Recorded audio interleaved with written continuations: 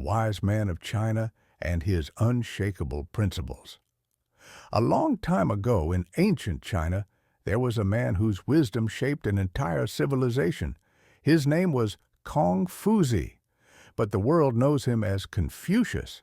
He wasn't a king, a warrior, or a conqueror. He was a thinker, a teacher, and a man who believed that people could become better if they followed the right principles. The path to wisdom. Confucius was born in 551 BCE in the small kingdom of Lu, modern-day Shandong province. His family was noble but poor, and when his father died, his mother raised him alone. From a young age, he was eager to learn.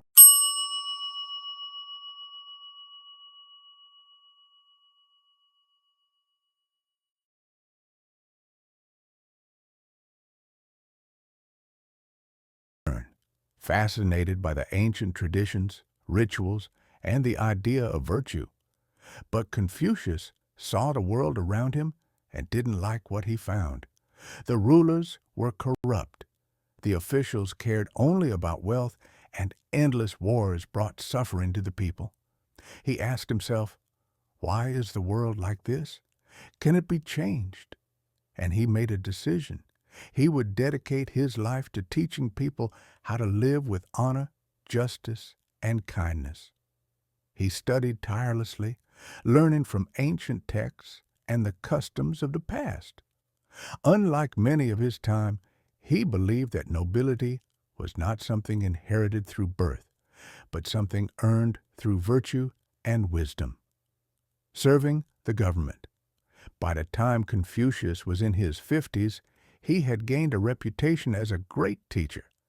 The ruler of Lu invited him to serve as an advisor and later made him the minister of justice. This was his chance. Confucius introduced reforms based on his core principles. 1. Ren, humanness. A ruler must care for his people, not just his own wealth and power. 2. Li, ritual and etiquette. Society should follow moral traditions to maintain order and respect. 3. Yi, righteousness.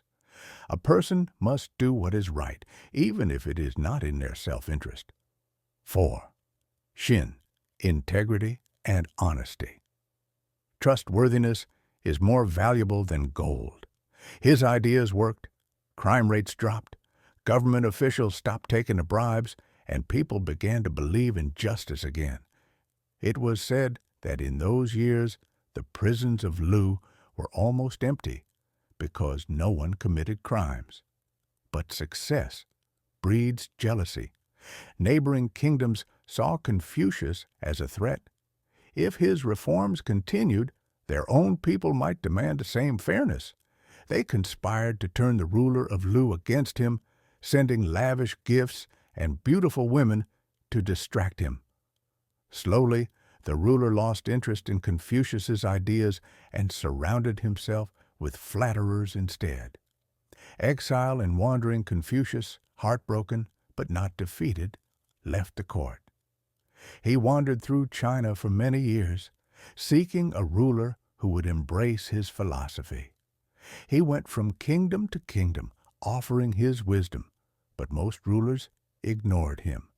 Some laughed at him, others feared losing their power, and some simply didn't understand his ideas. Once, a powerful official invited Confucius to serve a ruthless tyrant.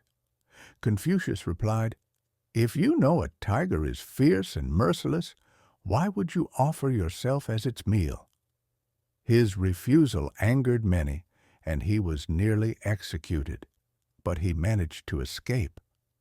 Despite the hardships, Confucius never abandoned his beliefs.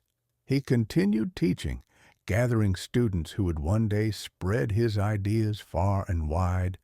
Return and legacy. At the age of 70, Confucius returned to Lu. He no longer hoped to change the world through politics, but his students recorded his teachings, ensuring that his wisdom would live on. He died in 479 BCE, believing he had failed to bring about change. But history proved otherwise. A few centuries later, his teachings became the foundation of China's government, education, and ethics. Emperors built temples in his honor, and for over 2,000 years, Confucianism guided Chinese society. Even today, Confucius is remembered not as a ruler or a conqueror, but as a man whose words were more powerful than any army. His belief in honesty, respect, and wisdom shaped the destiny of a civilization and continues to inspire the world.